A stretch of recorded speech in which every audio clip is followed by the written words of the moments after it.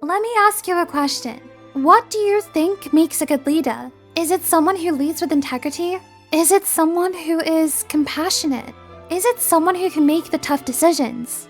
We all have an idea of what we expect a good leader to be, especially when it involves leading a nation, because ultimately, being a leader is no trivial task and comes with a pretty hefty weight of pressures and responsibilities. And the current Ephor, Augusta, is no stranger to that lifestyle. The word Ephor derives from the Greek word Ephoros, which means one who oversees, or simply an overseer. But don't worry, not that kind of overseer. The term is typically used to refer to the 5 senior magistrates from ancient Sparta, who were part of governing and shaping Sparta's home and foreign affairs, along with the Spartan kings. And similar to the Ephors of Septimont, each of them were well-respected and well-regarded by their people. Instead of kings and multiple Ephors, Septimont's political system seems to operate quite differently, with there being a council of elders who help advise the Ephor, but ultimately, the Ephor is the one who makes the final decisions. This group of people makes up the faction known as the Ephor's Palace. But who was Augusta before she became the Ephor? And did her predecessor face the same struggles that she did?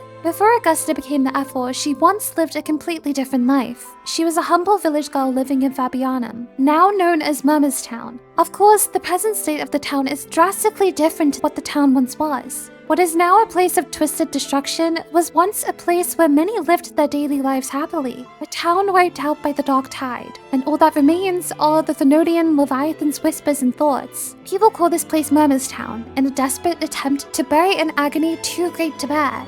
Augusta holds a past that would bring anyone to their knees, but not Augusta. If Augusta falls, she simply gets back up. Since the day she was forced to watch her town destroyed by the dark tide, she has strived for greatness and strength, and as a result, she has become one of the most powerful figures in Septimon, not just by role or definition, but through her essence itself. The role of Ephor comes with its many challenges, and I don't mean with the mountainous amount of tasks that they have to endure, but specifically the mass amount of corruption that is heavily embedded into the core of Septimon's society, and it takes a special strength to be able to resist falling into the traps of the senates and nobles. Which is why Augusta is respected but not entirely liked by the senates and nobles, and that mostly comes down to the fact that she is practically resistant to their manipulation. They would much rather have someone they can utilize as their personal puppet to do their bidding, hence Avidius being the most desirable candidate to become Ephor, since he is already in their good books. But even Avidius seems to be uninterested in fulfilling their puppet role,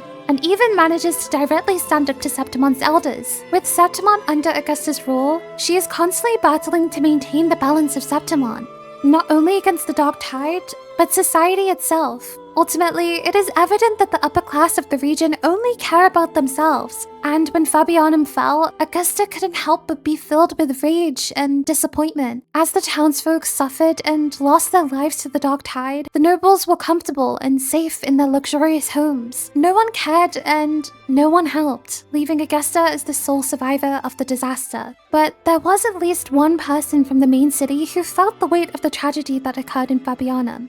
Ephor Magno, and a lot of the information we know about him comes from Augusta herself. In her backstory, she has 2 entries that involve Ephor Magno. Being new to the city, Augusta wasn't really familiar with who its notable figures were. At the time, she was simply just trying to make an ends meet. As she chowed down what was left of some dry bread, she watched in the shadows of a street corner as the Ephor gave a speech. A tall figure who knew perfectly how to work the crowd. As his words fluttered into the roaring hearts of Septimon, Augusta could not help but be intrigued by such a person.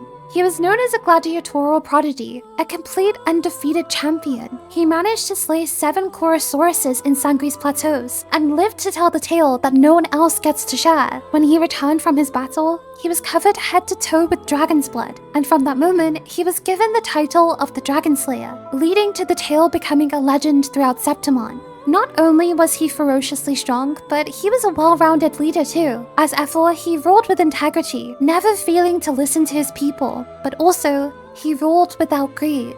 something that seems to be pretty hard to avoid when it comes to being a citizen of Septimont. And many Septimontians believed that he would one day rise to become the hero of heroes. The title of Hero of Heroes had always seemed like nothing but a pipe dream to Augusta, but when seeing someone like Ephor Magno, it fueled her with hope, until she looked a little closer at the person who stood before her. Those lingering feelings of rage began to stir. Why couldn't someone that strong save Fabianum? And when she received Arsenos's blessing, she found herself standing face to face with Magno.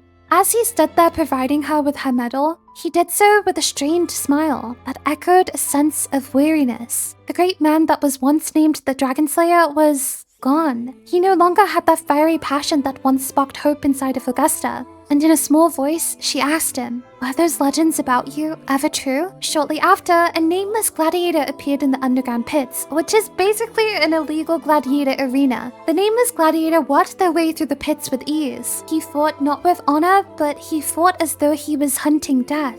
Eventually, she found herself face to face with the nameless gladiator, and the moment their blades clashed with one another, she knew exactly who he was. Ephor Magno. Not only did the two have a fierce and intense battle, but in the end, Augusta had bested him. And since his defeat, the nameless gladiator never returned to the pits. Now, going back to the moment Augusta had received her medal from Magno, she mentioned how his smile held a sense of weariness. And although it wasn't explicitly explained as to why, it may be a possibility that his weariness stemmed from the immense regret he felt. But what for?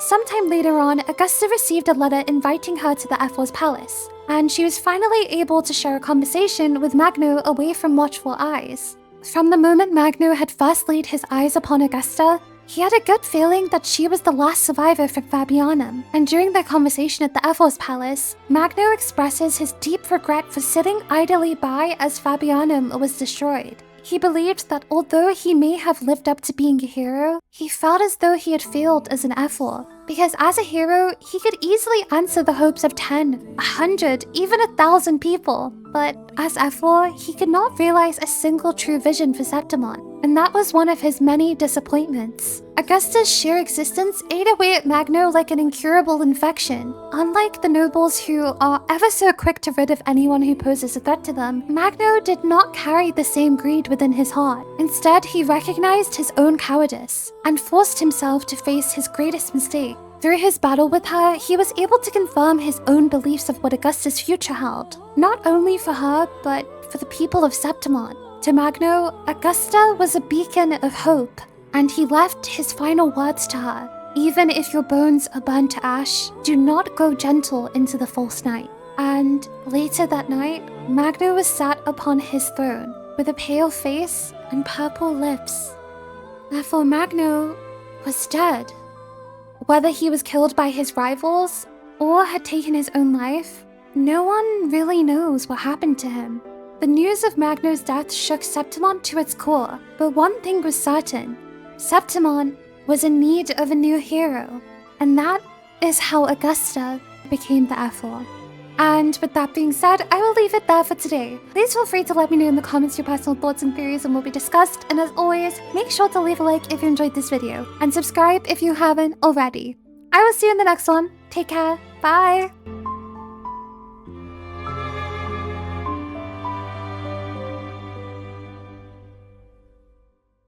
Sleep.